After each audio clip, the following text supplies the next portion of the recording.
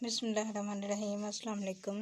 Waste Pakistan land revenue rules 1968 part one preliminary section rule होते हैं इसके। Rule one short title and commencement. These rules may be cited the West Pakistan Land Revenue Rules 1968. They shall come into force at once. At once से मुराद इसकी जो date है ये 25 जून 1968 को बनाए गए थे। Rule 2 definition. In these rules, unless there is anything repugnant in the subject or context, Act means the West Pakistan Land Revenue Act 1967। ये जो लैंड रेवेन्यू एक्ट है 1967 ये मैं पहले ही कंप्लीट रिकॉर्ड कर चुकी हूँ। पूरे के पूरे सेक्शंस का कंसेप्ट वो चैनल की प्लेलिस्ट में आपको मिल जाएगा। इसलिए आप इससे पहले वो पढ़ें तो फिर आपको ये ज़्यादा अच्छे तरीके से समझ आएगी। अच्छा जी, आगे है फॉर्म। फॉर्म मीन्स पर form appended to these rules. Section means section of the act. Act से मुराद वो 1967 वाला act. Union committee, town committee and union council shall have the meaning respectively assigned to them under the Basic Democracies Ordinance Order 1959. Part 2 Procedure of Revenue Officers. Section Rule 3 Statements and pleadings to be brief. जितनी भी statements और pleading होंगी ना वो brief होंगी ना। Brief से मुराद मुख्तसर और जामे। The statements and pleadings made by or on behalf of the parties to any proceedings before a revenue officer whether oral or written shall be as a brief as the nature of the case admits and shall not be argumentative but shall be confined as much as possible to a simple and concise narrative of the facts which the party by whom or on whose behalf the statement or pleading is made believes to be material to the case and which he either admits or believes that he will be able to prove। मतलब ये कि वो जो CPC वाली pleading है ना same उसी तरह ही ये भी होगी। लिखी जाएगी ब्रीफ उसमें होंगे और मुख्तसर लिखी जाएगी लेकिन जामिया। मतलब इतनी फजूल एक्स्ट्रा चीज़ें उसमें आर्गूमेंट्स कोई दलील की वजूहात की बिना पर वो किया गया है वो सारा कुछ पूरा का पूरा केस प्लीडिंग में लिखा जाएगा जो कि सीपीसी ने सेक्शन ऑर्डर 6, 7 और 8 में बताया है। वही वाला तकरीबन प्रोसीजर फॉलो किया जाएगा। इसने भी वही कहा लेकिन मटेरियल जो फैक्ट्स हैं उसमें वो लिखे जाएंगे। एक्स्ट्रा चीज़ें इररेलेवेंट चीज़ें नहीं लिखे जाएंगी। रूल 4 है जी verification of applications etc. Every return application or statement filed by a party to a proceeding before or revenue officer shall be drawn up and verified in the manner provided by the civil procedure code for written statements in suits। written statement का order 8 है उसमें जो तरीका बताया गया है return statement file करने का मतलब सेम उसी तरह ही इसमें भी रिटर्न स्टेटमेंट जो है वो फाइल की जाएगी before the revenue officer. Rule 5 है proceedings not to abate on death or marriage of party. The death of one of the parties to a proceeding before a revenue officer in a proceeding to which a female is a party, her marriage shall not cause the proceeding to abate। abate का मतलब होता है ख़त्म हो जाना, रुक जाना, ये स्टॉप हो जाना। Sorry. And the revenue officer before whom the proceeding is held shall have power to make the successor in interest of the deceased person or the married female a party thereto। मतलब यह कि अगर कोई शख्स मर जाता है या कोई लड़की है उसकी शादी हो जाती है उसने पहले रेवेन्यू ऑफिसर के सामने कोई प्रोसीडिंग इनिशिएट की हुई थी किसी प्रॉपर्टी से रिलेटेड या कोई एप्लीकेशन दी हुई थी और वो उसके बाद जो है वो शख्स की अगर डेथ हो जाती है या फीमेल थी उसकी शादी हो जाती है तो फिर वो उसको मतलब शादी की वजह से उस केस को परसू नहीं कर पाती या कोई भी रीज़न है तो फिर वो प्रोसीडिंग ख़त्म नहीं हो जाएगी इस वजह से कि भाई वो उसकी इनेबिलिटी है टू परसू। तो रेवेन्यू ऑफिसर के पास पावर है कि वो उसका सक्सेसर इन इंटरेस्ट को अपॉइंट कर सकता है। मतलब फीमेल मैरिड पर्सन है तो उसका जो हस्बैंड है वो आ सकता है उसकी जगह पर या कोई और उसका फादर है भाई है वट्स एवर उस वो रेवेन्यू ऑफिसर को अप्लाई कर सकता है कि वो उसकी जगह पर उसके बिहाफ पर वो परसू करेगा उस एप्लीकेशन को या उस केस को। अच्छा जी, आगे है 6 in fixing dates etc revenue officer to follow procedure of revenue court in fixing dates of the hearing of the parties and their witnesses and in adjourning proceeding and in dismissing applications for default or for other sufficient reason। 1 second please। अच्छा जी, rule 6 क्या कहते हैं in fixing dates at etc revenue officer to follow procedure of revenue court. अब date fix करने के लिए revenue court का procedure जो है वो फॉलो करेगा। वो रेवेन्यू कोर्ट का प्रोसीजर क्या, in fixing dates for hearing of the parties and their witnesses, the in adjourning proceedings in court and in dismissing applications for default or for other sufficient reason, a revenue officer shall, so far as the nature of the case may require, permit be guided generally by the principle laid down in the Civil Procedure Code 1908। CPC में जो fixation of मतलब adjournment का जो procedure बताया गया है या जो टाइम बताया गया है, जैसे उसमें सेक्शन 148 है इनलार्जमेंट ऑफ टाइम को, उसमें जो रूल्स बताए गए हैं वो फॉलो किए जाएंगे। और उसके अलावा ऑर्डर्स में भी एडजर्नमेंट का एक पूरा ऑर्डर है, वो मैं भूल गई हूँ कौन सा ऑर्डर है, देख लीजिएगा उसका, तो वो पूरा का पूरा इसमें उसके रूल्स इसमें फॉलो किए जाएंगे। 6(a) remand of cases in an appeal under section 161 or in a revision under section 164 against the final order of a revenue officer in a case, no appellate or revisional authority other than the Board of Revenue shall have the power to remand a case। Remand of case होता है कि अगर appeal revenue officer के order के खिलाफ appeal की गई और अपील के बाद वो केस जो है वो वापस वो कर देता है कि भाई इसमें अपीलेट कोर्ट जो होती है, जो मतलब अपीलेट अथॉरिटी है, उसने कहा कि ये जो इसमें जो एप्लीकांट आया है वो राइट पर है, तो लिहाजा रेवेन्यू ऑफिसर जो है इसको मज़ीद रीट्रायल करे या उसको करेक्ट करे एज़ पर जो भी डायरेक्शन होगी, तो वो इस तरह का केस कहलाता है रिमांड केस। अब वो कहता है कि अगर कोई अपील हुई है जो कि सेक्शन 161 के तहत या फिर रिवीजन हुई है सेक्शन 164 के तहत, अब ये सेक्शन इसके तो रूल्स एंड सेक्शन से मुराद वो लैंड रेवेन्यू एक्ट के सेक्शन की बात कर रहे हैं। Against the final order of a revenue officer, और रेवेन्यू ऑफिसर के फाइनल ऑर्डर के खिलाफ, तो फिर नो एपलेट और revisional authority other than the board of revenue shall have the power to remand the case. तो फिर उससे ऊपर जो है अथॉरिटी, अगर कोई एपलेट अथॉरिटी है तो उसके पास नहीं है रिमांड की पावर सिवाय board of revenue. Board of revenue के पास पावर है कि वो उस केस को रिमांड कर सकता है, रिवीजन को भी और अपील को भी। Subject to class A, the appellate or the revisional authority as the case may be shall finally determine the case notwithstanding that the impugned order proceeds upon a ground other than on that on which the appellate or revisional authority proceeds। अब वो कहता है कि subject to class A, class A से मुराद ये वाली class ए जो 6(a) की है, उसको सब्जेक्ट से मुराद होता है कि वो चीज़ वैसी की वैसी ही रहेगी, मतलब जो रेवेन्यू बोर्ड ऑफ रेवेन्यू के पास पावर है कि वो अपील या फिर रिवीजन को रिमांड कर सकती है। अब दूसरी बात क्या कहता है, द एपलेट और revisional authority as the case may be shall finally determine the case. अब जो एपलेट अथॉरिटी है होगी, जो भी रिविजनल अथॉरिटी है, वो डिटरमिन करेगी केस को notwithstanding that impugned order proceeds upon a ground other than that on which the appellate और रिविजनल अथॉरिटी प्रोसीड्स।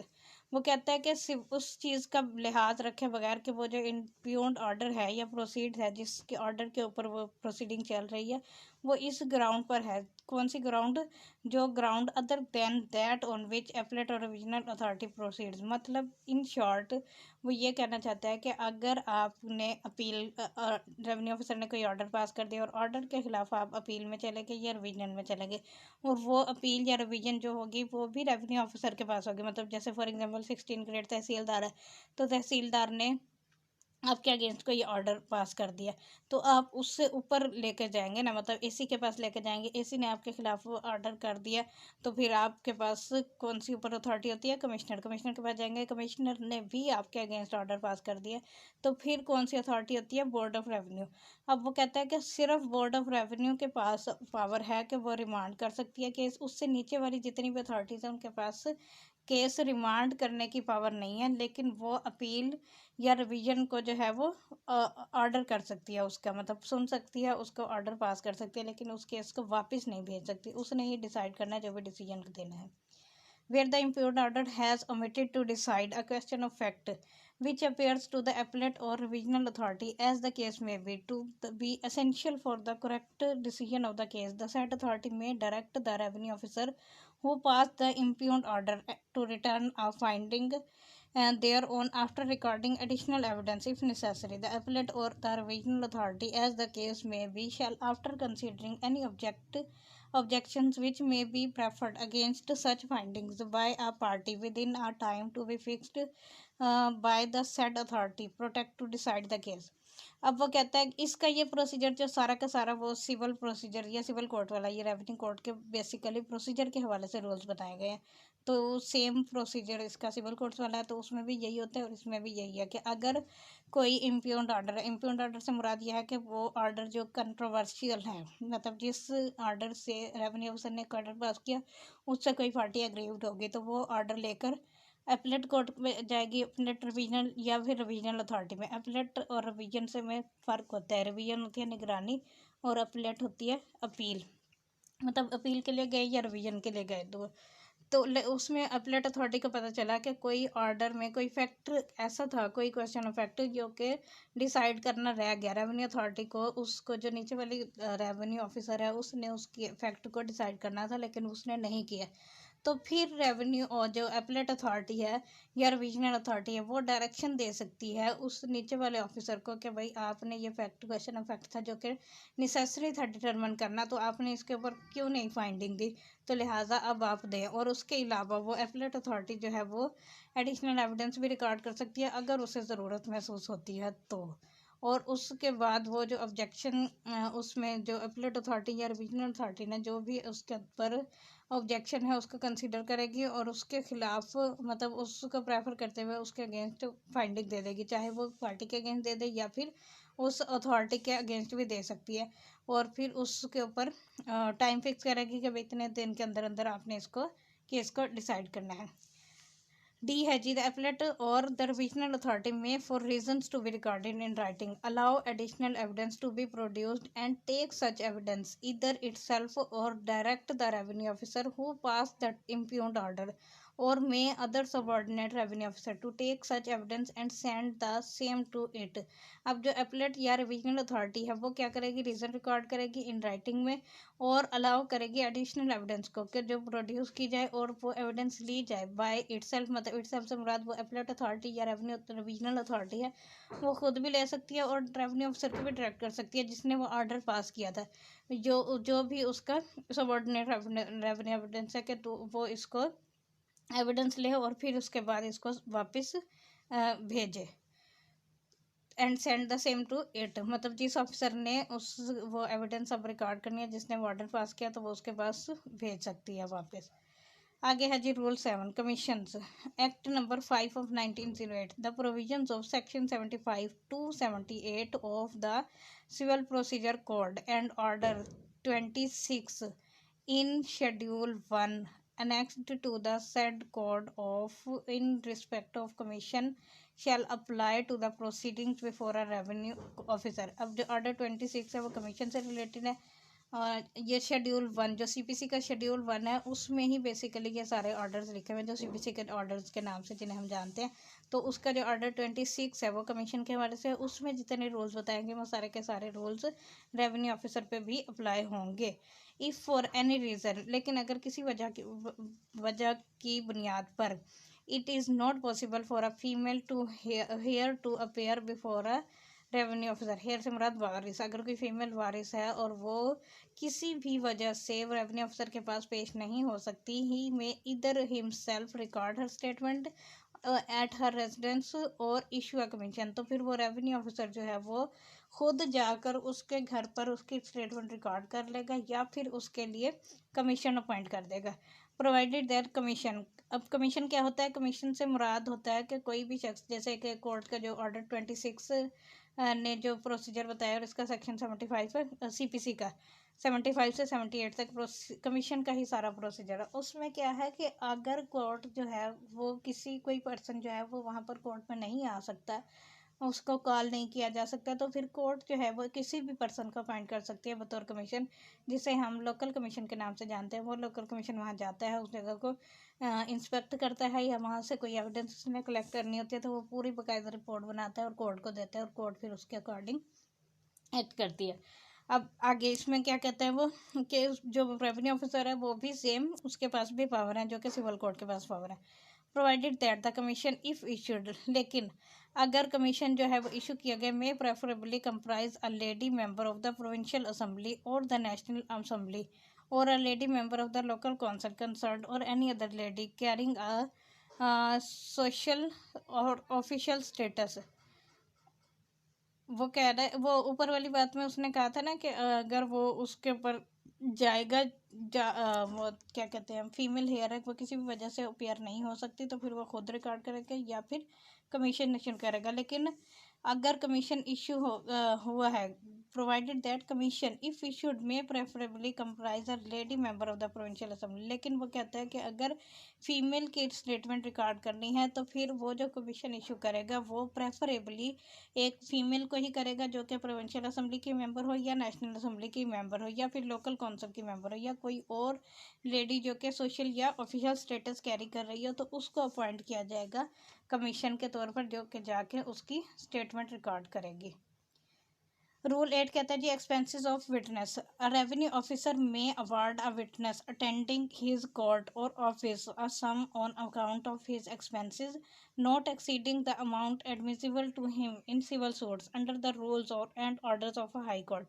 अब वो कहता है कि रेवेन्यू ऑफिसर जो है वो अवार्ड करेगा विटनेस को और अटेंड करने के लिए मतलब अटेंड करने के लिए इसके कोर्ट में, रेवेन्यू ऑफिसर के कोर्ट में या उसके ऑफिस में, तो वो उसको सम देगा जो वो उनके आने के लिए, मतलब जो विटनेसेस को बुलाएगा तो फिर उसके जो सेम इसका भी प्रोसीजर सिविल कोर्ट वाला ही है कि विटनेसेस को अगर बुलाया जाएगा तो फिर उसको उसके आने का जो एक्सपेंसिव है, मतलब फॉर एग्जांपल अगर मुल्तान के किसी रेवेन्यू ऑफिसर को कोई विटनेस ऐसा रिक्वायर्ड है जो कि इस वक्त लाहौर में मौजूद है और वो अर्जेंटली रिक्वायर्ड है, तो वो उसको लाहौर से जो मुल्तान आने के लिए जो उसका एक्सपेंस होगा, वो खर्च होगा, तो वो उसको उतनी अमाउंट दी जाएगी। या फिर दूसरे सिटी से ना भी हो, सेम सिटी में ही हो, तो भी उसको वहाँ तक उसके ऑफिस तक उस कोर्ट तक जाने में खर्चा तो आएगा ना, उसका पेट्रोल लगेगा अगर वो उस पर आया है या जिस भी कन्वेंस पे आया है, तो उसको उसके उतने एक्सपेंस दिए जाएंगे, लेकिन वो एक्सपेंस एक्सीड नहीं करेंगे जो कि high court orders and rules ने बताए गए हैं। वो तब civil courts high court orders and rules अलग से हैं,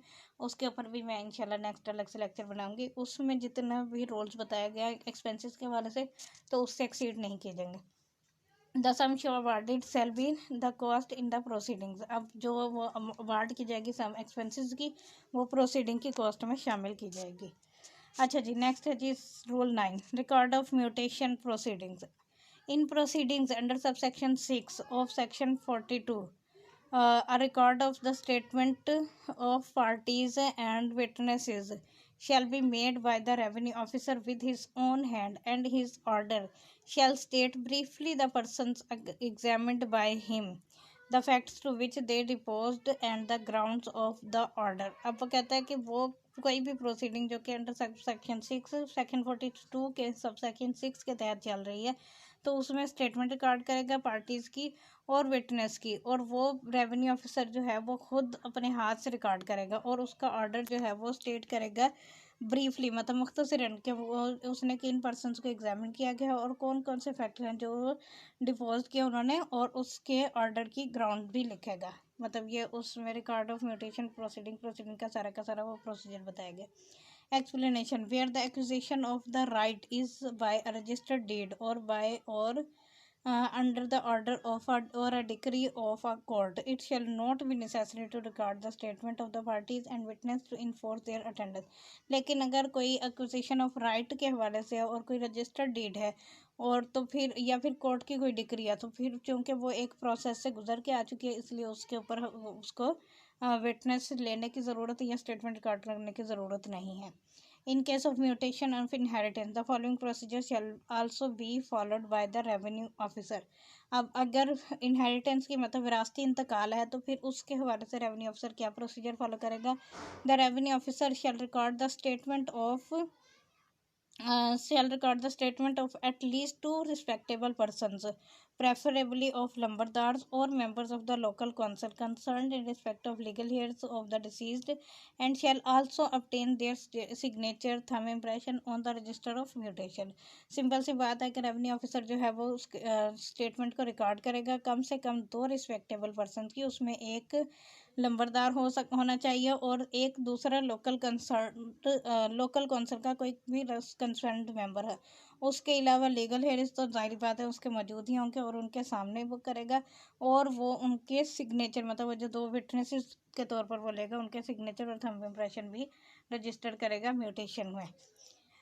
The inheritance shall in the first instance be sanctioned in favor of all the legal heirs including females। अब inheritance जो है वो सबसे पहले shall in the first instance सबसे पहले क्या करेगा, तमाम लीगल हेयर्स में वो करेगा जो इसमें शामिल होंगी फीमेल्स भी।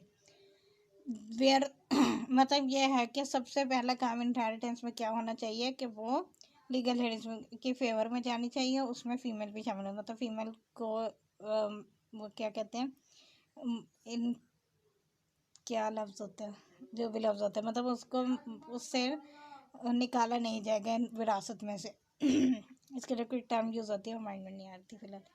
अच्छा, where the property devolves through an undisputed will, अगर कोई प्रॉपर्टी आ रही है किसी अनडिस्प्यूटेड विल की वजह से, it shall be dealt with in accordance with the law of succession by inheritance for the time being in force governing the parties concern. लेकिन अगर कोई प्रॉपर्टी जो है वो आ रही है किसी विल की वजह से, तो फिर उसको लॉ ऑफ सक्सेशन के तरीके से डील किया जाएगा। The order of the revenue officer shall indicate that the deceased was a Muslim following a Hanafi or Shia fiqh or as एक second.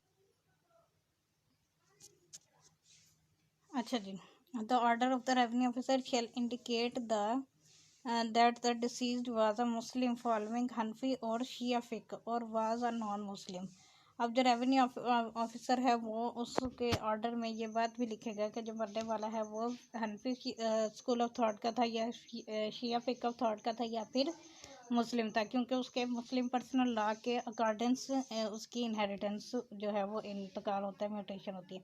No mutation of gift or relinquishment of a right in respect of a property inherited by a female heir shall be attested until the expiry of 40 days of the death of the propositus। propositus होता है कि अगर कोई person जो है वो मर गया है और उससे पहले मतलब वो जो दादा और पोते वाला सीन होता है ना, कि वो जो दादे बाप से एक बाप था और बेटा था, बाप से पहले बेटा मर जाए तो फिर क्या उसके वारसों को वो प्रॉपर्टी मिलेगी या नहीं मिलेगी। तो इस तरह के जो सिचुएशन होती है उसको प्रोपोसिटस कहते हैं।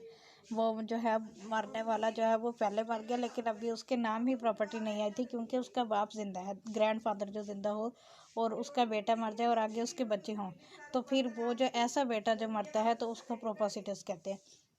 अब इसमें वो कहता है कि कोई भी म्यूटेशन या ऑफ गिफ्ट की नहीं की जाएगी या कोई राइट की रिलिंक्विशमेंट नहीं होगी उस प्रॉपर्टी के हवाले से जो कि इनहेरिट हुई है किसी फीमेल को, और उसको अटेस्ट किया जाएगा अनटिल एक्सपायरी ऑफ 40 डेज 40 दिन के अंदर अंदर, और जो कि उसकी डेथ के प्रोपोसिटस की डेथ, प्रोपोसिटस मैं ऑलरेडी एक्सप्लेन कर चुकी हूँ। तो आगे है rule 10 record of other proceedings under the act.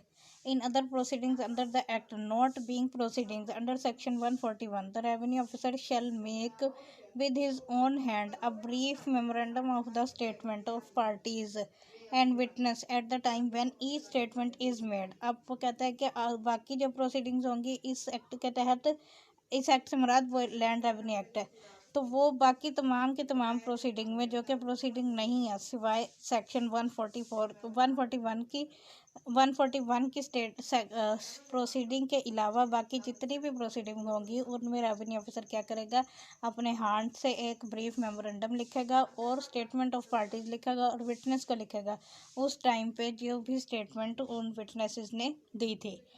11 है जी contents of orders. In every proceeding in which an order is passed on merits after inquiry the revenue officer making the order shall also record a brief statement of the reason on which it is founded.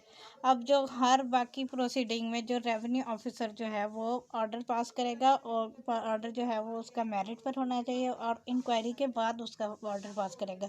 Revenue officer जो भी order pass कर रहा है वो record भी करेगा brief statement और उस रीज़न की जो कि उसने जिनकी बुनियाद पर वो ऑर्डर दे रहा है, फाउंडेशन ऑफ मतलब ग्राउंड जिसे हम कहते हैं।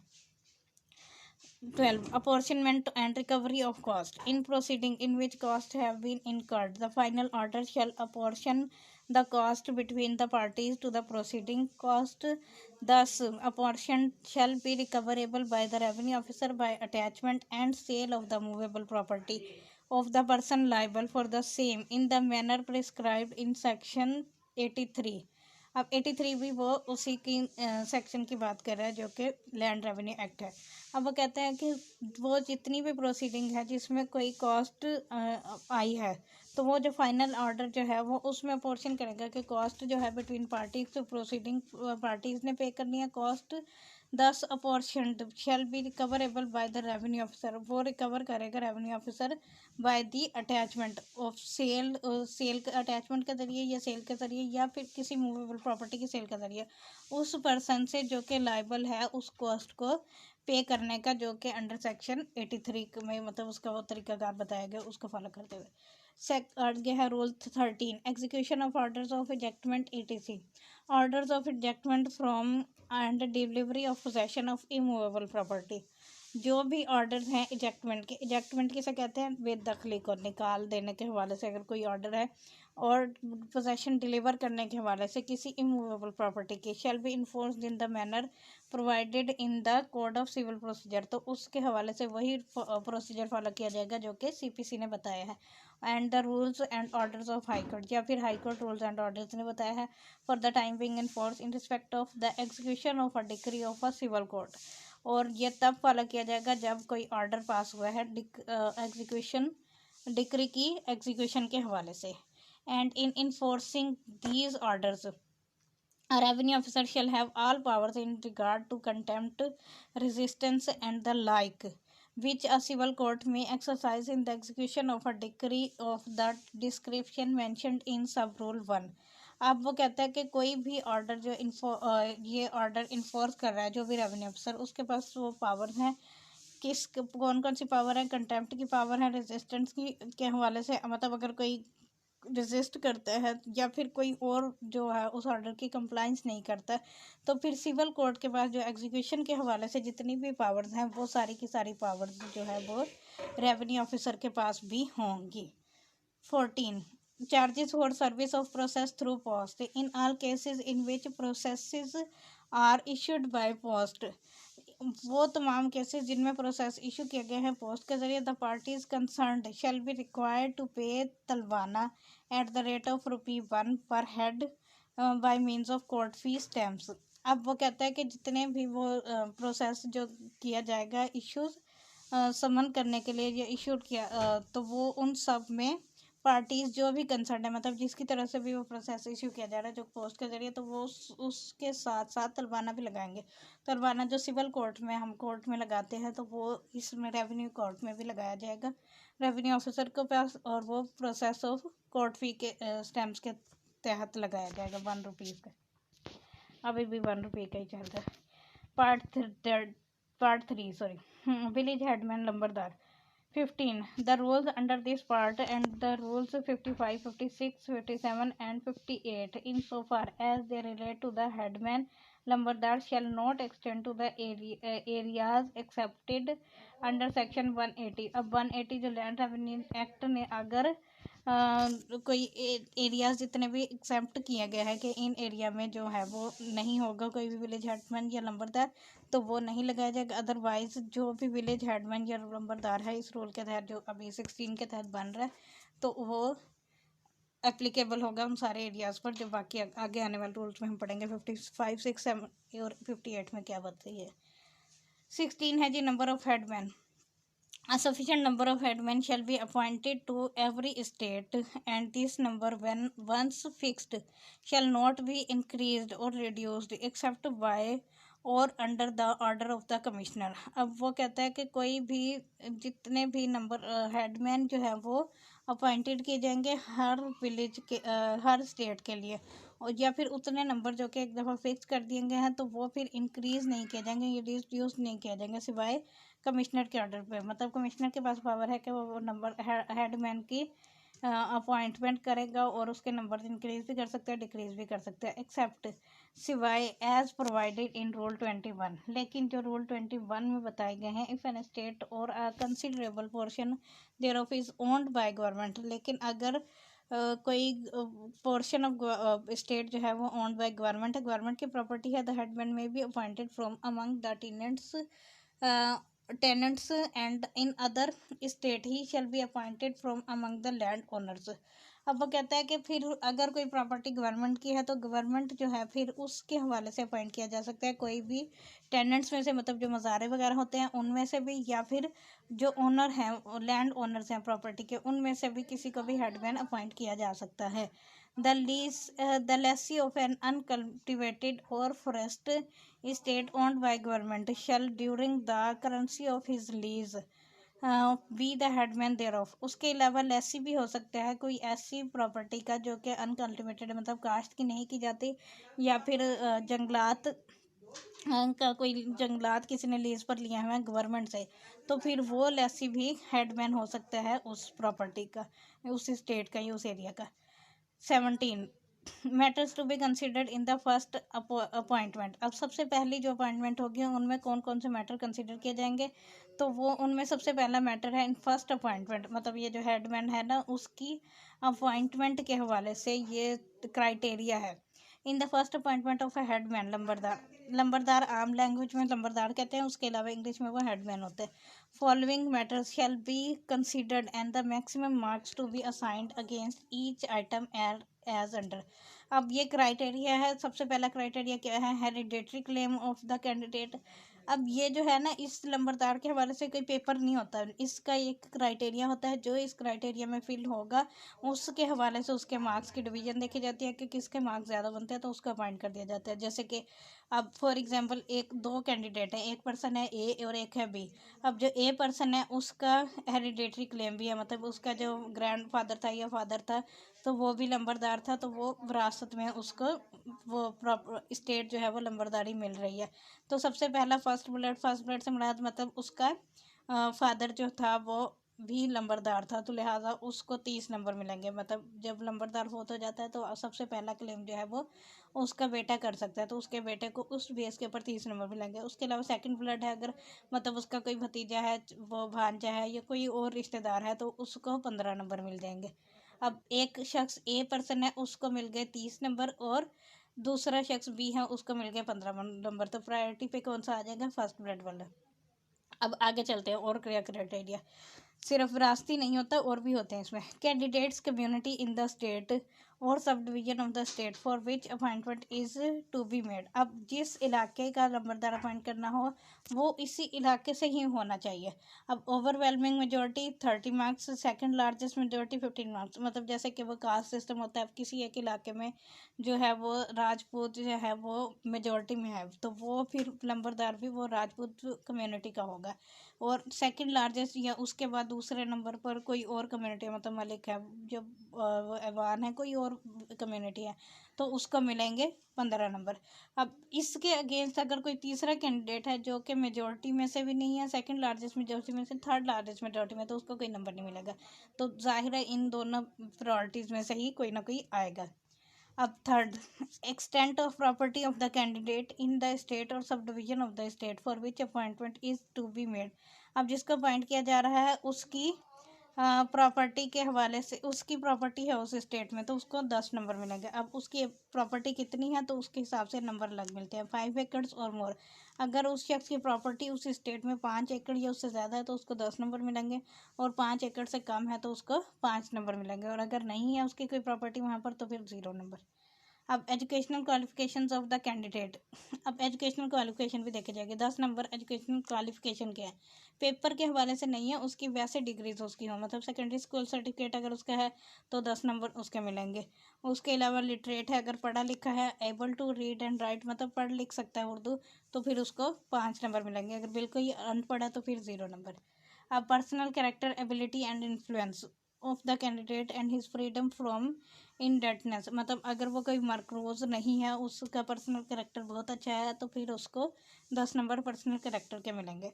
Quality of farming of the candidate in the revenue state, अब उसका वो किसान है, मतलब बीज बो सकता है और वो जो है फार्मिंग कर सकता है, कोई पूरे का पूरा प्रोसीजर जानता है, तो फिर उसको 10 नंबर उसके हवाले से भी मिलेंगे। मतलब एक किसान ऐसा, अगर हम इसको उल्टा ले जाएं इन शॉर्ट, तो कोई एक शख्स अगर वो किसान है, उसका पर्सनल करेक्टर बहुत अच्छा है, उसको वो रीड एंड राइट कर सकता है, या फिर मैट्रिक कम से कम उसका है, या उससे ज़्यादा भी हो सकता है, तो फिर उसके पास 5 एकड़ या 5 एकड़ से कम की ज़मीन है, और उसके अलावा वो है मतलब लार्जेस्ट कम्युनिटी से बिलोंग करता है, या फिर सेकंड लार्जेस्ट से भी बिलोंग करता है, या फिर उसका कोई फर्स्ट ब्लड रिलेशन भी लंबरदार रह चुका है, या सेकंड ब्लड रिलेशन लंबरदार है, तो फिर ऐसा शख्स जो है वो लंबरदार या हेडमैन के तौर पर इजीली अपॉइंट हो सकता है। अच्छा जी, आगे चलते हैं। ऑन रिसीट, होप सो समझ आ गई होगी लंबरदार के अपॉइंटमेंट के हवाले से। On receipt of a proposal regarding the appointment of a headman from the Tehsildar, the collector shall hold ijlas-e-aam in the revenue state and submit to the district collector his report and recommendations concerning each item under sub-rule 1 and the marks awarded to each candidate. अब वो कहता है कि जब proposal आएगा appointment of headman के बारे से, मतलब अपॉइंटमेंट ऑफ हेडमैन कब होगी, जब कोई वैकेंसी खाली होगी ना, मतलब पहले वाला नंबरदार जो हेडमैन है, जो वो मर गया है या वो छोड़ गया है, उसने रिज़ाइन कर दिया, तो फिर ही नया हेडमैन अपॉइंट किया जाएगा ना। तो जब नया हेडमैन अपॉइंट करना ज़रूरी होगा, तो फिर क्या करेगा, तहसीलदार जो है वो कलेक्टर को फ्रॉम द तहसीलदार जो है वो एक रसीट ऑफ प्रपोजल भेजेगा, किसको, कलेक्टर को, और कलेक्टर क्या करेगा, इजलास आम मुनक्किद कराएगा, मतलब एक आम जिसे खुली कचहरी आसान अल्फाज में हम कह देते हैं, तो वो लगाएगा, और फिर उसी स्टेट में जाके बनाएगा, और फिर डिस्ट्रिक्ट कलेक्टर जो है वो रिपोर्ट बनाएगा और रिकमेंडेशन देंगे कंसर्निंग उस हवाले से कि हर कैंडिडेट के, मतलब क्लेमेंट तो एक से ज़्यादा भी हो सकते हैं ना लंबरदार बनने के लिए, तो जितने भी लोग हैं उन सब के मार्क्स जो अभी ऊपर हमने पढ़े हैं सारे के सारे, उस हवाले से मार्क्स लगाएगा, और फिर उसका कैलकुलेट करेगा कि किसके नंबर ज़्यादा बनते, तो जिसके नंबर ज़्यादा होंगे ज़ाहिर है वो ये पॉइंट हो जाएगा। अब आगे, on receipt of report and recommendation of the collector, the district collector, अब कलेक्टर जो है वो मतलब AC था, और उस वो देगा district collector, shall give an opportunity of hearing to all the candidates, give his own findings on the report and recommendations of the collector, and pass orders regarding selection of the candidate, keeping in view the marks obtained by each candidate according to criteria laid down in sub-rule 1। अब district collector जो है वो DC, मतलब वो क्या करेगा कि वो सब बाकी जितने भी तमाम कैंडिडेट्स हैं उनको अपॉर्चुनिटी देगा कि वो अपने हवाले से फाइंडिंग्स दें उस रिपोर्ट में, और उसके अलावा जो कलेक्टर ने रिपोर्ट जारी की है उसको देखेगा, और वो मार्क्स देखेगा कि किस कैंडिडेट को कितने मार्क्स मिले हैं उस क्राइटेरिया के मुताबिक, तो फिर वो ऑर्डर जारी कर देगा उसकी लंबरदार की अपॉइंटमेंट के हवाले से। अब आगे है जी order 18, rule 18 sorry, dismissal of headman, a headman shall be dismissed when he has been on conviction for an offence involving moral turpitude, sentenced to imprisonment for a term not less than 6 months। अब अगर उसे 6 महीने की सज़ा हो गई है, या फिर उसको कोई इससे ज़्यादा की सज़ा हुई है, तो फिर वो जो है, या उसने कोई ऐसा ऑफेंस किया है जो कि इमोरल है, तो फिर उसको हटा दिया जाएगा, डिसमिस कर दिया जाएगा उसके ओहदे से, लंबरदारी से। इन अ स्टेट, या फिर उसने क्या किया, in a state owned altogether or chiefly by government, he ceases to possess the interest which led to his appointment, या फिर उसने जो गवर्नमेंट ने प्रॉपर्टी जो ओन्ड है उसमें उसका इंटरेस्ट खत्म हो गया उसके अपॉइंटमेंट के वजह से, मतलब जो उसका काम असाइन किया गया वो कर नहीं रहा, दिलचस्पी नहीं दिखा रहा, तो भी उसको हटा दिया जाएगा। इन एनी अदर स्टेट, या फिर किसी और स्टेट में, he ceases to be land owner, जिसमें वो ऊपर बताई गई थे ना कंडीशन के वो लैंड ओनर भी होना चाहिए, तो फिर इन द स्टेट और सब division of the state in respect of which he holds office, तो फिर भी उसे हटा दिया जाएगा अगर वो लैंड ओनर अब नहीं रहा, मतलब उसने वो सारी की सारी प्रॉपर्टी बेच दी है या दिवाली हो गई या किसी भी वजह से वो लैंड ओनर नहीं रहा, तो फिर भी वो लंबरदार नहीं रहेगा, क्योंकि उसके हवाले से उसको मार्क्स मिले थे ना, तो फिर वो मार्क्स उसके कम हो जाएंगे, तो लिहाजा उसकी वो डेजिग्नेशन भी ख़त्म हो जाएगी। आगे और क्या है जी, he has mortgaged his holding and his delivered possession of the holding to the mortgagee, provided that in a special case the collector may with the commissioner's sanction retain him in his office if he can furnish adequate security for the payment of the revenue he has to collect and for the due discharge of his duties. अब वो कहता है कि अगर उसने अपनी holding जो है वो पोजेशन उसके डिलीवर कर दिया किसी और को, या फिर होल्डिंग उसने मॉर्गेज करवा दिया। होल्डिंग क्या होती है, ये लैंड रेवेन्यू एक्ट ने बताया है कि जब एक से ज़्यादा कोई प्रॉपर्टीज़ का ओनर होगा तो फिर वो सारी की सारी वो मिलकर एक उसकी होल्डिंग बन जाती है। मतलब अटैच काफ़ी सारे मौजे इकट्ठे हो उसके उसी का ही वो ओनर है तो वो होल्डिंग हो जाएगी। आगे, his holding has been transferred, या उसने होल्डिंग ट्रांसफ़र कर दिया अंडर सेक्शन 84 और the assessment thereof has been annulled under section 86। अब ये लैंड रेवेन्यू के ही सेक्शन 84 86 की बात होगी, उसके तहत अगर ट्रांसफ़र होगी उसकी होल्डिंग तो भी वो लंबरदार नहीं रहेगा। अ हेडमैन में भी डिसमिस्ड। अब इसके अलावा भी ये तो वो क्राइटेरिया था ना, समझो जिसकी वजह से वो अपॉइंट हुआ था वो नहीं रहे तो फिर वो डिसमिस हो जाएगा। उसके अलावा भी वो डिसमिस हो सकता है कब, अगर वो किसी क्रिमिनल प्रोसीडिंग में which have been taken against him show that he is unfit to be interested any longer within the duties of headman. अगर कोई उसके खिलाफ कोई क्रिमिनल प्रोसीडिंग करता है कि वो जो है वो इस काबिल नहीं है कि वो हेडमैन रहा जा सके, उसकी ड्यूटी परफॉर्म करे, फिर भी उसे हटाया जा सकता है। He is seriously embarrassed by debt, या फिर वह मकरूज हो गया है, और if he is unencumbered in unencumbered holding is so small as to disqualify him in the collector's opinion for the responsibilities of a headman। मतलब वो उसकी वजह 5 एकड़ से कम की ज़मीन थी वो बहुत ही कम हो गई है, और वो जो उसने कर्जा लिया हुआ है वो उससे ज़्यादा है, इतना ज़्यादा है कि वो उसकी ज़मीन भी उसके कर्जे के मतलब बराबर नहीं हो सकती, तो फिर भी उसे हटाया जा सकता है। उसके अलावा ओइंग टू एज और फिजिकल और मेंटल इनकैपेसिटी और absence of from the state he is unable to discharge his duties, या फिर वो बहुत ज़्यादा बूढ़ा हो गया है या फिजिकल या मेंटली इनकैपेसिटी की वजह से वो ड्यूटीज़ परफॉर्म नहीं कर पा रहा तो भी उसे हटाया जा सकता है। उसके अलावा there is a reason to believe that he has taken part in और कंसील्ड इलिसिट डिस्टिलेशन और the smuggling of food grains cocaine opium और चरस, या फिर वो कोई इस तरह की एक्टिविटीज़ में मुलव्वस है जो कि स्मगल करने लग गया है वो मतलब फूड ग्रेन्स जो बीज होते हैं उसको, या फिर वो नशा पर कोई चीज़ों की स्मगलिंग करने लग गया है या काश्त करने लग गया, तो फिर उसकी मतलब लंबरदारी का ओहदे का फ़ायदा उठाते हुए वो कोई इस तरह की इलीगल एक्टिविटीज़ कर रहा है तो भी उसको हटाया जा सकता है।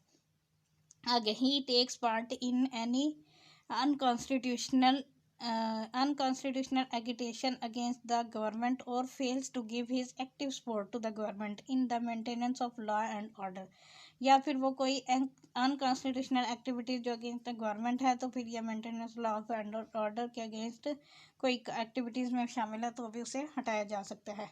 अब या फिर निगलेक्ट कर रहा है डिस्चार्जिंग ऑफ हिज ड्यूटीज़ को, या फिर otherwise shown to be incompetent, या फिर किसी और वजह से वो ये जाहिर होता है कि वह इनकम्पिटेंट है तो भी हटाया जा सकता है। द स्टेट और sub division thereof in respect of which he hold office or his own holding is attached either for an area of land revenue or by any order of the court, या फिर किसी court के order के वजह से या land revenue के arrear की वजह से उसकी प्रॉपर्टी या उसकी होल्डिंग अटैच हो जाती है तो भी उसको हटाया जा सकता है। Headman shall not be dismissed unless an opportunity has been offered to him of showing cause against the proposed action, लेकिन उसको बगैर सुने उधर उसके ओहदे से हटाया नहीं जा सकता।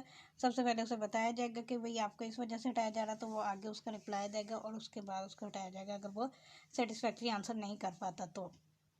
नेक्स्ट है जी 19 matters to be considered in appointment of successor की अपॉइंटमेंट। अब वो जो लंबरदार ऊपर 18 के तहत डिसमिस हो गया तो फिर अब उसकी जगह तो नया तो रखना पड़ेगा ना, तो उसका क्या प्रोसीजर है। इन एन स्टेट और sub division thereof owned chiefly or altogether by government, the successor to the office of headman shall be selected with due regard to all the considerations other than hereditary claims in Rule 17, or in other state the successor to the office of headman shall be selected with due regard to all the consideration mentioned in Rule 17. Election shall not in any case be resorted to as an aid in making appointments. वो कहते हैं कि जो 17 में rule 17 में जो तरीकाकार बताया गया उसको फॉलो करते हुए वो जो उसका हेरिडेटरी वाला क्राइटेरिया या बाकी एजुकेशन वाला क्राइटेरिया वो देखते हुए उसको सक्सेसर अपॉइंट किया जाएगा।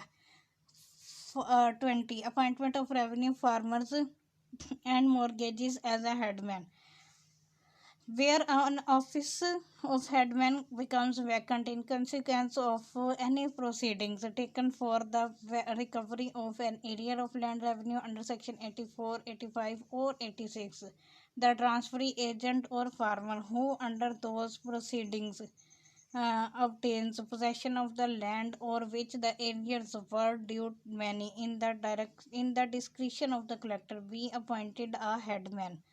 अब वो कहता है कि अगर कोई अपॉइंटमेंट करनी है किसी रेवेन्यू ऑफ रेवेन्यू फार्मर्स और या फिर मॉर्गेजेस या को बतौर हेडमैन के तौर पर, फिर क्या होगा, जहाँ पर ऑफिस ऑफ हेडमैन वैकेंट हो गया है और कंसिक्वेंसेस ऑफ प्रोसीडिंग के तहत recovery arrear of land revenue की रिकवरी करनी है अंडर सेक्शन 84, 85, 86 के तहत ट्रांसफर के एजेंट की या फार्मर की जो कि उस प्रोसीडिंग में शामिल है और उसने पोजेशन ऑब्टेन कर ली है उस लैंड की जिसके वो एरियर्स या फिर जो ड्यू है in the description of collector, तो फिर उसको भी अपॉइंट किया जा सकता है हेडमैन को। Where a numberdar who is personally responsible, अगर कोई नंबरदार पर्सनली रिस्पॉन्सिबल है for more than half and land revenue of an state, आधी से ज़्यादा स्टेट की रेवेन्यू का, or of subdivision thereof, in respect of which he holds office, has mortgaged his holding and has delivered possession thereof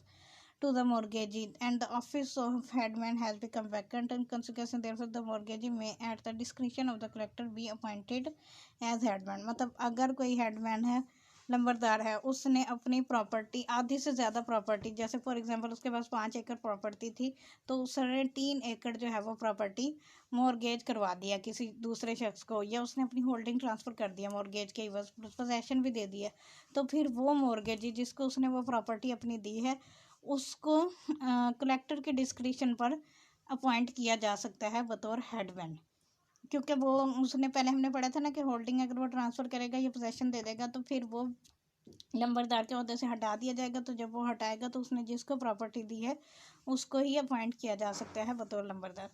on the termination of any such transfer, और ऐसे किसी transfer के ख़त्म होने पर from farm or attachment as is refer to in sub rule 1, जो कि mention किए गए हैं सब रूल 1 में, or as on the release of any such mortgage as is refer to in sub rule 2, a headman appointed under this rule cease to hold office and a new headman shall be appointed with reference to the consideration enumerated in rule 17। अब in short इसमें वो कहता है कि अगर वो transfer जिसकी मतलब वो मॉर्गेजी बना था, अब मॉर्गेजी के बाद उसने नंबरदार ने वो प्रॉपर्टी जो है अपनी वो पैसे पे कर दिए, प्रॉपर्टी वापस ले लिया, तो वो अब वो मॉर्गेजी नहीं रहा, तो लिहाजा वो नंबरदार भी नहीं रहेगा, क्योंकि वो कंडीशनल नंबरदार बना था, तो अगर वो कंडीशन ही ख़त्म होगी तो फिर उसका वो ऑफिस भी नहीं रहेगा, नया अपॉइंट किया जाएगा। फिर section 21 appointment of officiating headman in place of absentness, where a headman has abandoned the state, a temporary headman may be appointed by the collector in place of the absentee headman till a permanent headman is appointed।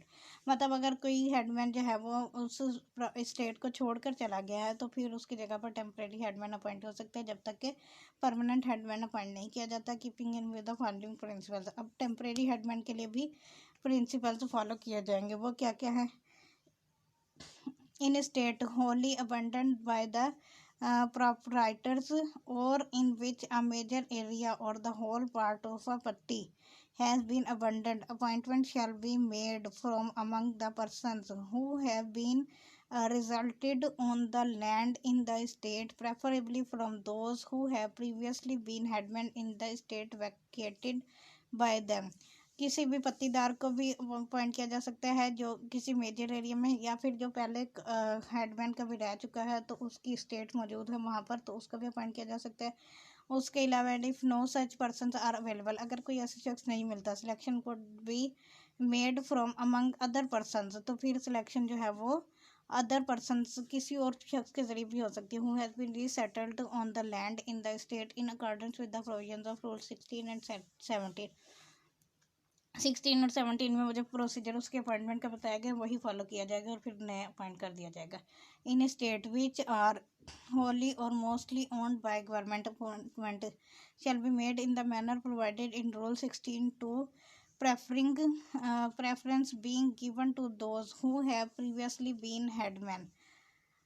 अब अगर कोई state जो है government ने own की है तो फिर उसको नया फिर भी नया अपॉइंट किया जाएगा, लेकिन उसको प्रेफरेंस दी जाएगी जो कि अगर कोई पहले हेडमैन रह चुका है। In state where only a small portion of land has been abandoned by the proprietors, the apportionment may be made from among the landowners and those resettled in the state। लेकिन अगर कोई state उसने छोड़ी है और वो कोई small portion है जो उसकी छोड़ी हुई स्टेट का मतलब वो जो नंबरदार है, तो फिर उसकी अपॉइंटमेंट जो हो सकती है उसी लैंड ओनर्स में से जो कि उसमें मौजूद है, रीसेटल्ड इन the state.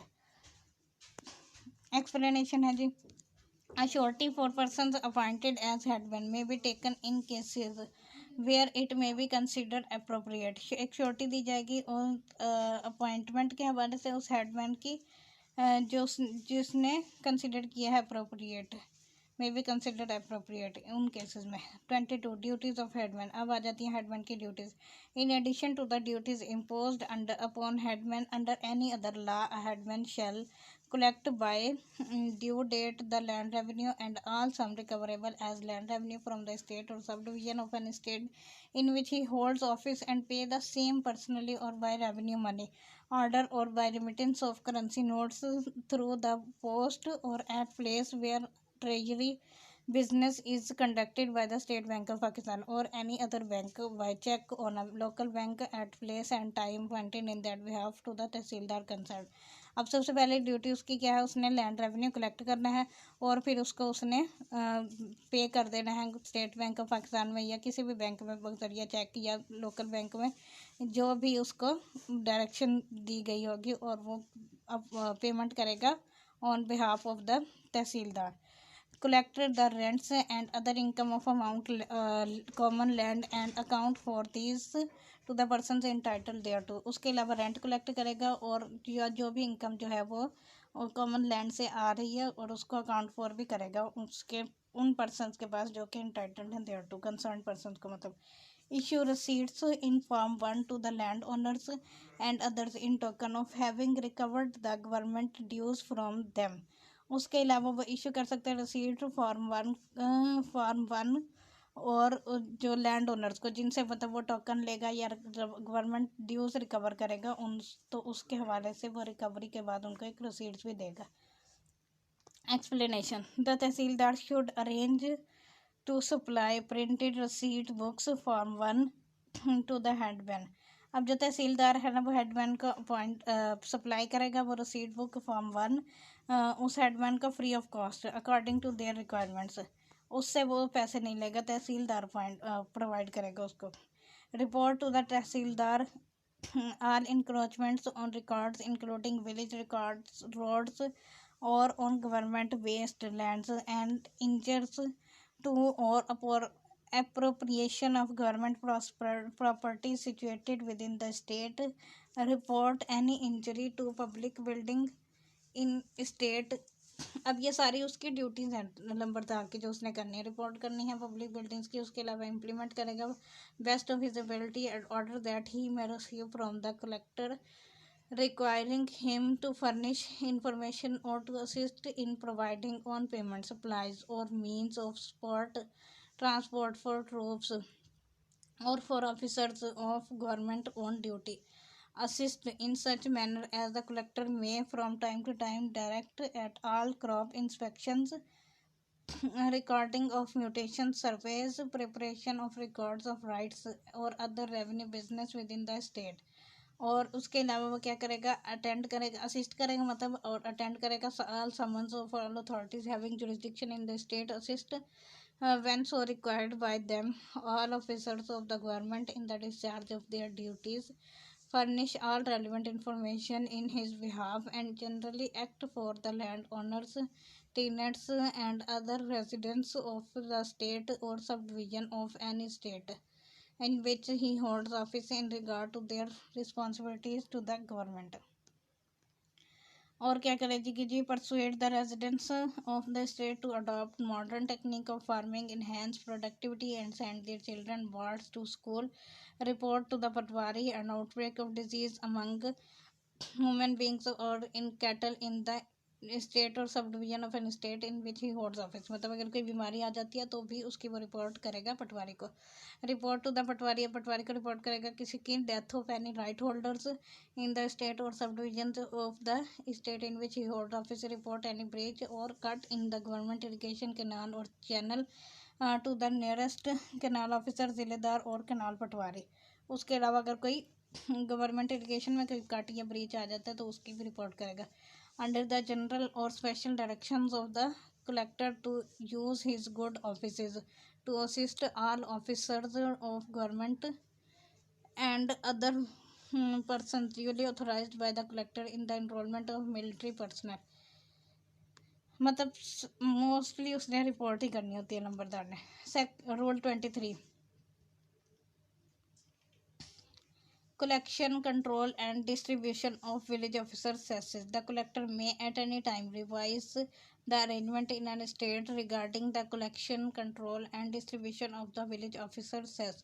The headman shall be paid the following remuneration of his services for the collection of land revenue, Pechutra 5% of the amount of land revenue collected, for collection of water rate Abhyana 3% of the amount collected, for collection of rehabilitation fees, historical mosque fund cases, temporary cultivation lease money and cash rent 3%, commission rate 3% के साथ collection, consolidated फी और development cases. इन cases में जो rent collection की जाएगी village officer के ज़रिए या रेवेन्यू ऑफिसर के ज़रिए, तो वो उसका परसेंटेज बताया कि इसके ऊपर कितनी होगी।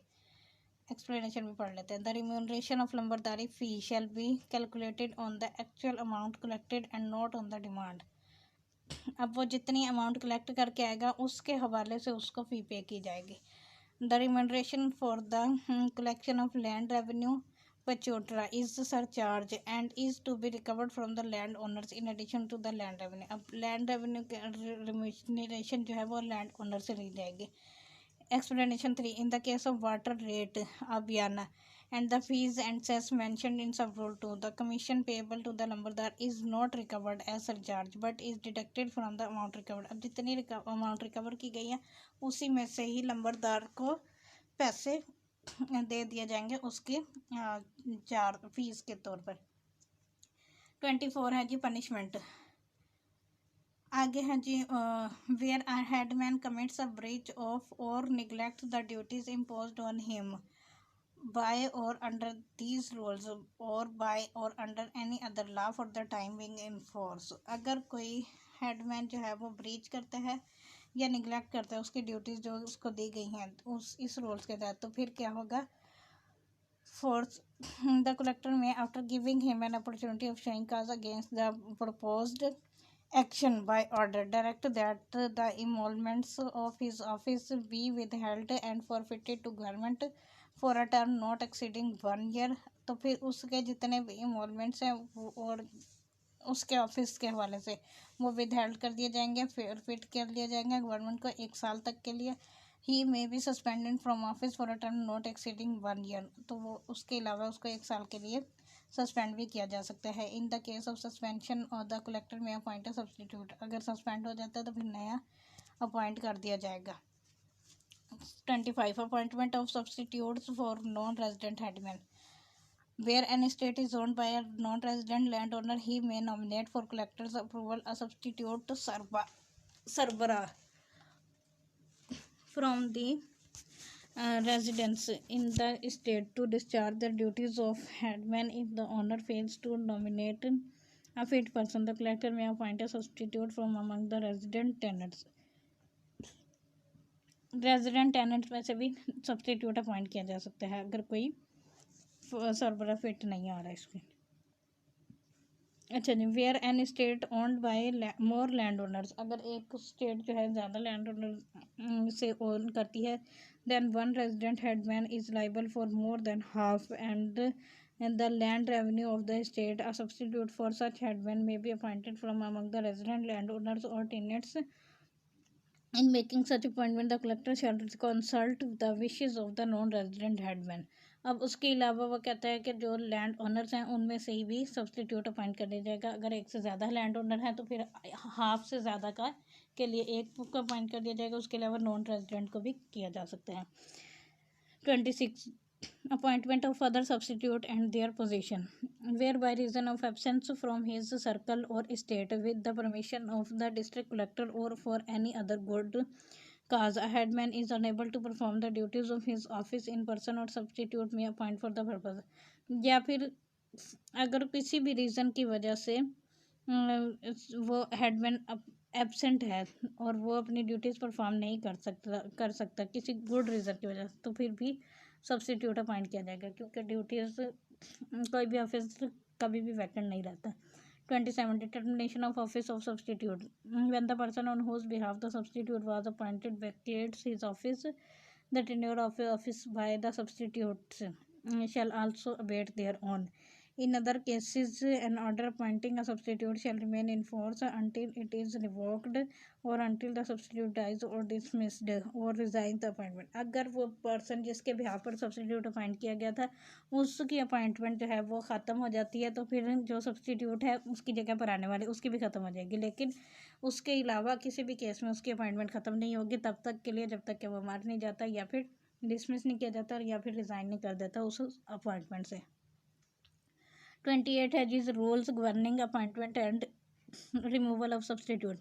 In making substitute appointments under Rule 26, the district collector shall consult the substantive headman Lambardar, any resident landowner in the state or circle, or any resident tenant in cases falling under Rule 16(2) shall be eligible for appointment as a substitute. A substitute may be removed at any time by the district collector either on his own motion or at the request of but the person who from the substitute was appointed for any reason which would justify the removal of the headman Lambardar. अब उसके अलावा अगर कोई शख्स जो remove कर दिया गया है और लैंड ओनर जो है वो उसकी रेजिडेंट में नहीं रहा अब, तो फिर वो नया जो भी शख्स एलिजिबल होगा उस अपॉइंटमेंट के लिए उसको सब्सटीट्यूट कर दिया जाएगा। 29. Remuneration of substitute. For special reason to be recorded in the order appointing substitute, the person in whose stead substitute is appointed may be permitted to enjoy a portion not exceeding 1/2 of the लंबरदारी fee. अब जो नया appoint किया जाएगा उसको 1/2 फी pay की जाएगी। In the absence of any such order substitute is entitled to the whole fee. उसके अलावा अगर उसकी एब्सेंस में अगर वो कोई अपॉइंट किया गया तो फिर उसको फुल फी मिलेगी। Part 4, records of rights and periodical records. A record of rights or periodical records. 30.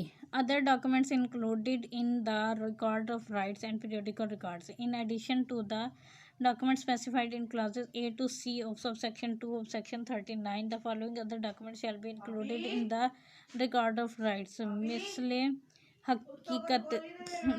hakikat under clause D of that section. Preliminary proceeding form 2, genealogical tree form 3, or index survey khasra numbers form 4, alphabetical index of owners and mortgage form 5, note of changings in kind of soil form 7, register hakdaran Nakhlistan where the Nakhlistan is assessed to revenue officer form 8, statement of rights in wells and tubewells form 9, statement of distribution of water where the lands are irrigated by means of curries or other similar resources form 10, statement of rights in water mills form 11, order of the revenue officer determining the assessment, order of the revenue officer distributing the assessment over holdings filed book form 12. The following documents shall also be included in the periodical record. Chaharsala under the provisions of subsection 2 of section 41. Title page of register Hakdaran Zameen from form 13. Documents referred to in items 2 to 4 and 6 to 10 of sub rule 1. Supplementary map from 14. Form 14. For the Badr form 15. checking and attestation notes by the Kanungo, checking and attestation notes by the revenue officer, final attestation certificate of registered हकदारान ज़मीन by the revenue officer form 16। इन सारे form में वो document जो है वो register करेगा। अच्छा जी 31 banner in which the record of prepared, signed and attested. A schedule shall be approved by the collector for each tehsil prescribing the arrangements for the preparation of record referred in the Rule 32(2) of the state and shall be so arranged that the work of each year shall cover about a fourth of each Kanungo's whole circle. अब वो कहता है कि जो revenue officer है ना वो collected है वो तहसील के हर तहसील पर एक शेड्यूल प्रोवाइड करेगा और उसके अकॉर्डिंगली वो सारा का सारा रिकॉर्ड कवर किया जाएगा। Cent percent entries of the record of rights and periodical record shall be checked and attested bye spot by the field कानून को जो है वो चेक करेगा। पीरियडिकल रिकॉर्ड जो है वो साल में मतलब पीरियड्स पर आते हैं। मोस्टली साल में 4 दफ़ा होता है या 12 दफ़ा 4 साल बाद 1 दफ़ा होता है। तो वो पीरियडिकल रिकॉर्ड जो एक स्पेसिफिक टाइम के बाद चेक करना होता है वो उसको कहते हैं। The entries and documents included in the record of rights मिसले हकीकत shall be checked and attested percent by the नायब तहसीलदार हक head munshi in charge of circle in all respect and at least 25% by the tehsildar concerned. The tehsildar or naib tehsildar head munshi in charge of the circle shall check the periodical records and make his final attestation and shall observe the following procedure. तो फिर वो तहसीलदार और नायब तहसीलदार जो है वो भी check करेगा उस सर्कल का। सर्कल भी लैंड रेवेन्यू एक्ट ने डिफाइन किया है कि एक काफ़ी सारा एरिया जिसमें काफ़ी सारे मौजे शामिल होते हैं वो एक सर्कल बन जाता है।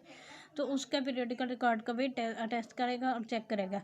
क्या चेक करेगा? 25% खतूनी shall be read out on the spot in the presence of the right holders. At least 25% of the mutations attached to the register hakdaran zameen shall be compared with the keywords concerned. At least 25% of the khata holding shall be compared with the previous registered hakdaran zameen. The assistant collector on the first grade, collector, commissioner, assistant to the director of land records and the director of land records shall also check and attest the record of rights and periodical records from time to time to ensure the Kanungo and Tehsildar and Naib Tehsildar head Munshi have carried out the prescribed checking and attestation and that the other provisions of the act and these rules are being complied with. A statement in form 17 with regard to checking and attestation carried out under sub rule 2 to 5 for each month shall be submitted by the Tehsildar to the collector through revenue officer, assistant subdivisional officer concerned, and the collector shall submit all such statement in a consolidated form to the commissioner and to the director of land records. मतलब ये जो 17 form है उसमें वो statement को record करेगा और उसके बाद फिर उसको वो कमिश्नर को सेंड कर देगा। The original copy of the record of the rights and periodical record shall be consign to the district revenue record room. District revenue record room में original copy of the record of rights रखी जाएगी and the second copy thereof shall be kept by the patwari. दूसरी copy पटवारी के पास होगी। Provided that in some case in the map of the state the second copy shall be consigned to the tehsil subdivisional revenue record room and copy of the map of the state prepared on cloth shall be kept by the patwari. A third copy of the document listed below shall be supplied by the union committee, town committee or union council concerned. Register hakdaran zameen, register girdwari, dhal bach, map of the state इन सबको दी जाएगी। मतलब इन सब की copies रखी जाएगी। 32 gist of the order of mutation when a mutation is decided by a revenue officer a gist of the order shall be sent in form 18 of the secretary of the union committee, town committee or the union council as the case may be in which the state is situated and 2 मतलब कोई भी इंतकाल होगा तो उसका gist जो है वो इन कमेटीज़ को भेजा जाएगा। Person whose right has been transfer जिसका राइट ट्रांसफ़र हो गया है उसका हवाले से। Explanation: in case of mutation inheritance the copy of the gist of the order shall be sent to here is of the deceased, और उसके अलावा उसके मरने वाले के वारसान को भी उसकी कॉपी भेजी जाएगी। 33 report regarding cause of delay in mutation cases. अगर कोई डिले हो जाता है तो फिर उसका रीज़न भी लिखा जाएगा इन फॉर्म 19। रिपोर्ट करेगा सब डिविजनल ऑफिसर को concern revenue officer, revenue assistant जो है, और 3 मंथ्स में करेगा। In respect of formation pending of 3 months the revenue officer shall submit the collector through the revenue assistant or sub divisional officer concern a report in form 19 कि क्यों 3 महीने से अभी तक वो म्यूटेशन नहीं हुई है, तो उसका रीज़न लिखेगा। 34 roznamcha waqiati to be maintained by the patwari. Roznamcha waqiati daily diary to be maintained by the patwari under clause A of subsection 1 of section 42 shall be in the form 20। The pages of Roznamcha shall be stitched in a volume and each page shall bear the book number and page number in print. The Patwari shall prefix to the every entry in the Roznamcha a separate serial number in large and clear figures. Every entry shall be closed and by asterisk, and no blank line shall be left between two consecutive entries.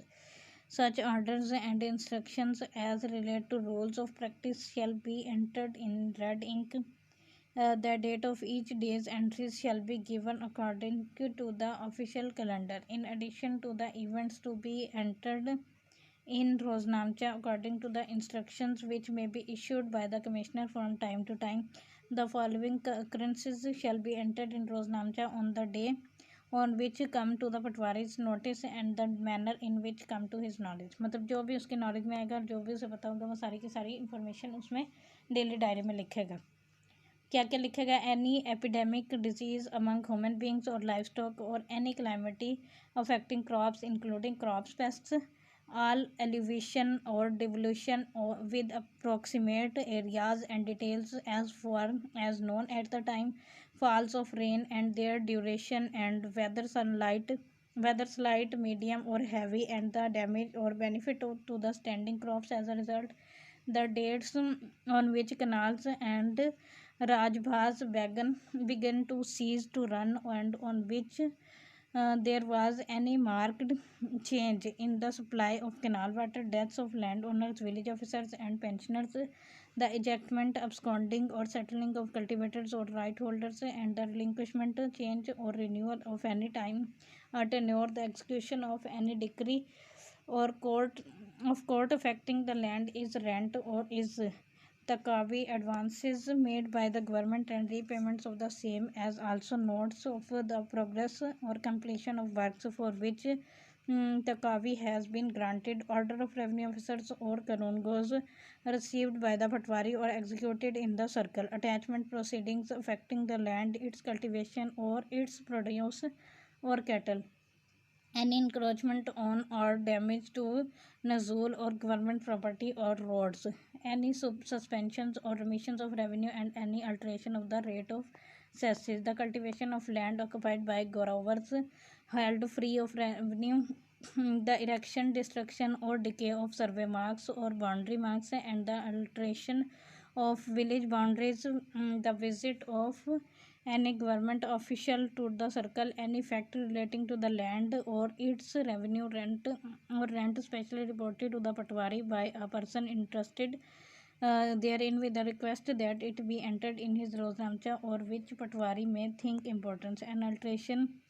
in the ownership, cultivating, possession or rent of the land which may have been recorded in the crop inspection register, the receipt of any registration memos received in receipt of item 17.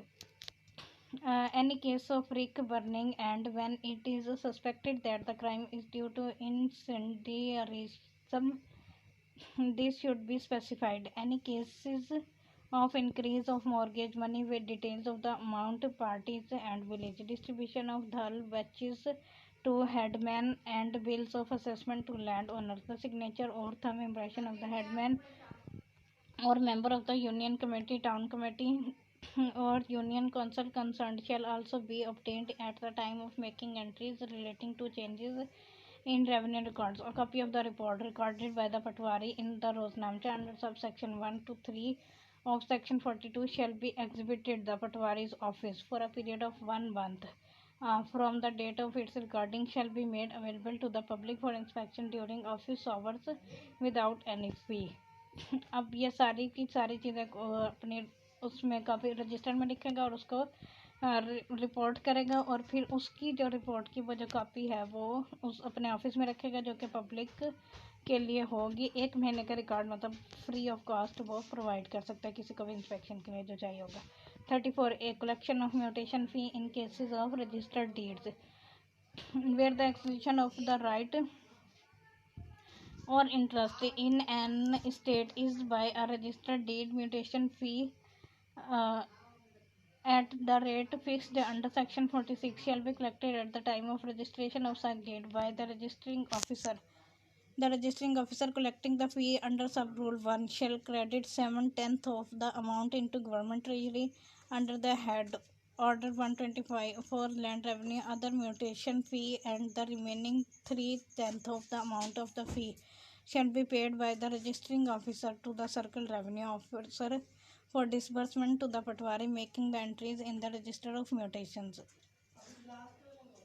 35 production of documents of furnishing of information under section 47. When any information is furnished to the revenue officer or Patwari or any document is produced before him under the provisions of section 47 of the revenue officer, and the revenue officer or the Patwari concerned as the case may be shall give a written acknowledgement thereof to the person furnishing the information producing the document in form 21. Any document so requisitioned and produced shall be returned in original after inspection to the person who produced it with an endorsement by the revenue officer or the Patwari as the case may be under his signature.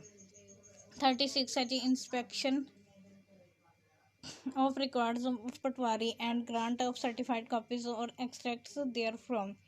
The Patwari shall also anyone interested in to inspect his records and to take notes therefrom in pencil in his presence during office hours on all working days. He shall give to the applicant certified copies or extracts therefrom and enter in his diary a note of the inspections allowed and copies to or extracts given. Such copies or extracts shall be given by the Patwari to the applicants within 3 days from the receipt of the application. To a person whose and desires to obtain a certified copy of revenue record in possession of Patwari may apply to the collector of subdivision on all working days except Sundays, giving necessary particulars of the record of such which copy is required. All such applications will be entered in a registered in form 21A. The applicant shall be given a due date to receive the said copy within a week from the receipt of the application, provided that if so required the copy shall provide on payment of urgent fee within 24 hours. The charges shall be mailed as detailed in schedule in appendix B. अब वो कहता है कि जो भी record पटवारी रखेगा वो किसी का भी इंस्पेक्शन के लिए दे सकते हैं, उसकी कॉपी दे सकता है या फिर उसका एक्सट्रैक्ट दे सकता है, लेकिन जो भी वो देगा तो उसको फिर अपनी डेली डायरी में मेंटेन लाजमी करेगा। लेकिन अगर किसी को अर्जेंट चाहिए तो फिर वो फी पे करेगा और फी अपेंडिक्स बी में दी गई है। 36 हो गया। टोटल इसके रूल्स हैं 72, तो हाफ हो गया, बाकी हाफ नेक्स्ट लेक्चर में करेंगे क्योंकि ऑलमोस्ट 1.25 घंटा गुजर गया और ये ज़्यादा टाइम हो जाएगा, तो इसलिए अभी तक के लिए इतना काफ़ी। नेक्स्ट इंशाल्लाह नेक्स्ट लेक्चर में। Thank you for listening. Allah हाफिज़।